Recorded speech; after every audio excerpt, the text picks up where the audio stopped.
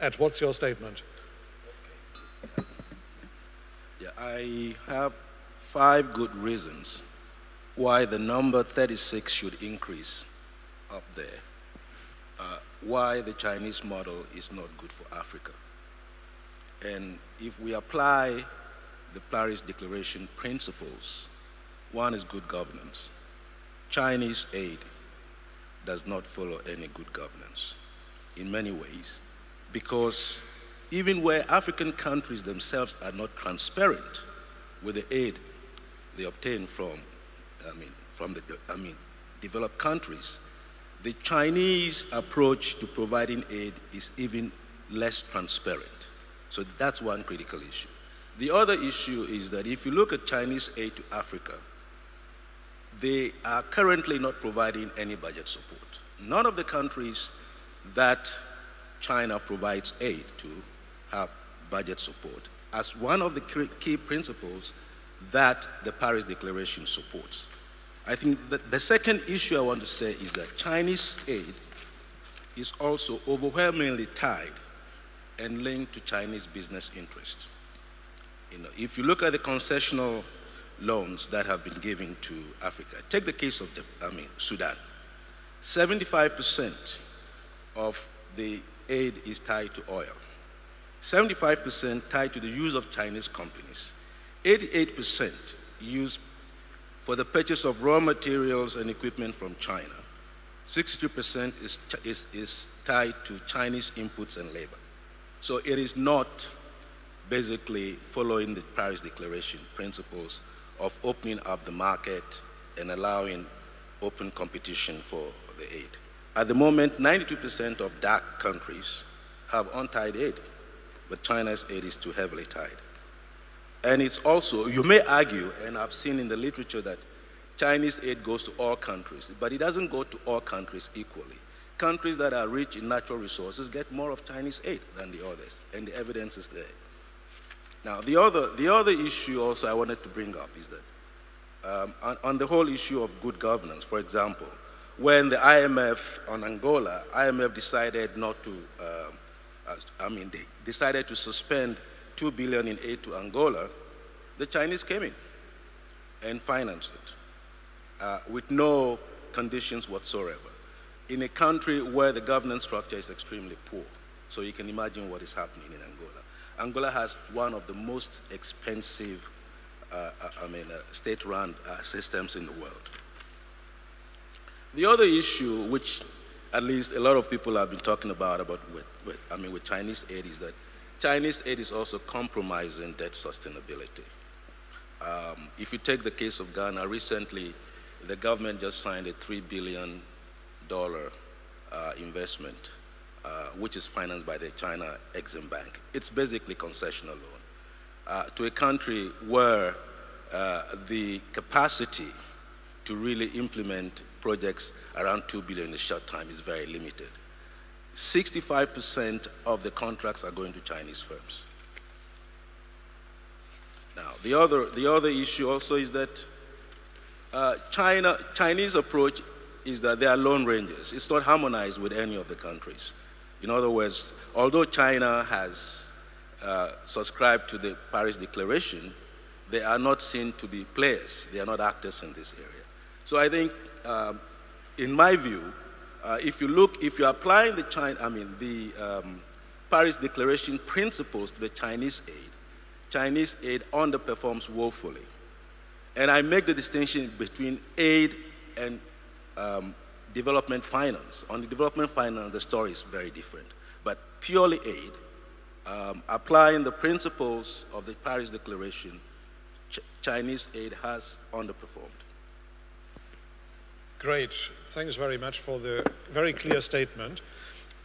If you allow, I would like to discuss the two gentlemen, the statements a bit against each other. And the advantage, Helmut, I think, is that Ed mentioned a number of factors that you have not yet touched upon that directly. Good governance. How is China dealing with good governance? Secondly, China giving no budget support. Thirdly, which is not identical, much is tied aid. First, there is a country bias on the resource-rich countries, which should not be the case. 5, the issue of debt sustainability, on which you have written a lot. And 6thly, it is not harmonized. I think that you cannot isolate aid, as we do in the West, when you talk about China, from the whole cooperation package. It is not, it can't be isolated. The way they proceed is a very different way, and it resembles, as I said, more closely the experience that the Chinese themselves have had as recipient countries vis-à-vis Japan after the Second World War. First, there is always the statement that China engages more in resource-rich countries, but I wanted to come to this point later because we have done the mathematics, and now 10 years into China's presence in Africa, the time for guessing is over and we can start to do some empirical work. And if you look, for example, at the foreign direct investment repartition between oil-rich countries and other countries in Africa, other countries receive as a proportion of their GDP as much from China in FDI and export credits as do oil-rich countries. That the impression that it is oil comes very often from the fact that the oil-rich countries are also those countries who have the higher GDP.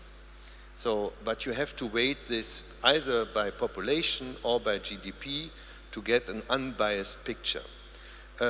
If you compare then the corresponding numbers of foreign direct investment from the OECD countries to Africa, the share is much higher. It's actually 85% of all OECD foreign direct investment goes into oil-rich African countries, 75% of Chinese. So it is not that China is more oil-oriented, that's a fact.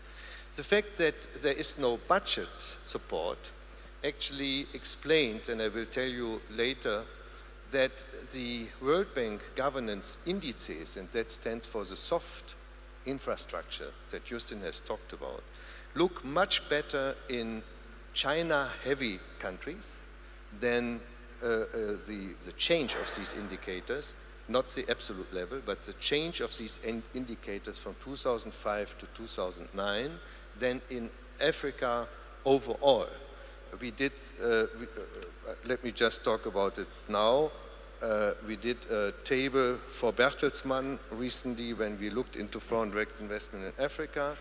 Regulatory quality, government effectiveness, rule of law and corruption control all improved in Africa on average, but even more in countries that the Heritage Foundation, that is the China investment tracker of the Heritage Foundation, qualifies as China-heavy Africa. And that is quite surprising. And the same, by the way, holds also for the hard infrastructure. The days to export and the days to import have much more reduced the delays. The trade delays have been reduced, or the trade costs have been reduced much more in countries in which China engages. This is the outcome. You have, on the other hand, a lot of rhetoric that mostly comes from the West. You have the stars that present themselves with a lot of projects and reinvigorate perhaps some broken careers, and you have budget support. But if you look at budget support, it is something which covers more layers of the government, is therefore subject potentially to more corruption and to more misuse, while China is much more project-bound and covers lower levels. So that means when it is project-bound, it cannot be wasted so easily, it cannot be consumed so easily, because it gets invested. The money is used for something. And this, by the way, was a failure of the World Bank when they did their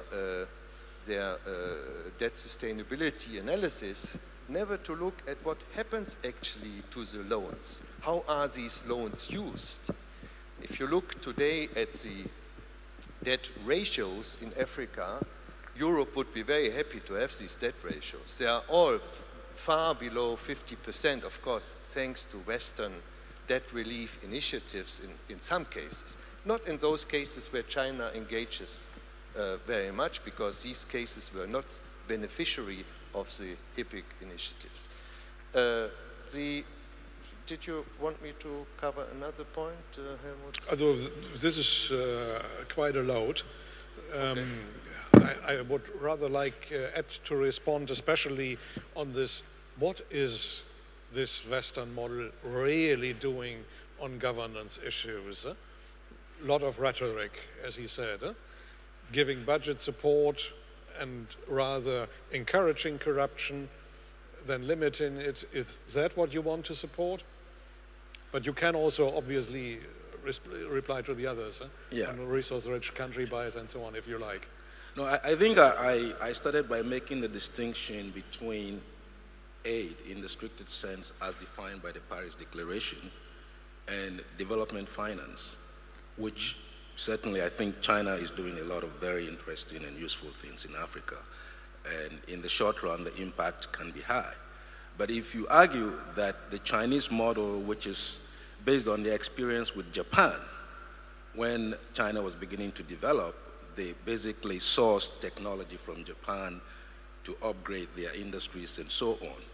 If you apply the same principles to Africa, where China is coming in and trying to support infrastructure and so on, I think where I am troubled is that if you have 65 to 70% of the investments going to Chinese firms, then what are the transformational effects? In the short run, you have the infrastructure, but if you don't develop the local capacity to be able to take over and to be able to learn from that process, almost invariably, if you look at many of these countries where infrastructure support is being provided by China, the top management level are Chinese, middle level are Chinese, and of course the masses, the labor mainly could be Africans themselves. But you are not getting the technological transfer which China applied as a principle when it was transforming. If you look at the investments that Europe and the United States made in China, there were clear conditions that were set where Chinese companies were learning from the Western technologies. And in no time, they took over. Even in the area of green energy, in the 10, 15 years ago in China, about 80% of the companies were Western. Today is the reverse. Why did it happen? Because the Chinese insisted on technological transfer. What we are not seeing enough in Africa today is that the Chinese are coming, but the level of technological innovation, the transfer, the adoption by the Africans, given what China knows today, is not happening well enough. Lin made the issue about the late comer advantage. In other words, leapfrogging. It's very important, but is Africa leapfrogging enough, even with the Chinese massive investments? I think that's the issue here that I'm trying to focus on. And on the issue of FDI, as I said earlier, a lot of Chinese investment is coming. They are helping to meet the investment gaps in Africa in the short run. But in the medium to long term, the transformational effects are not too evident at the moment. That is where I want to focus on.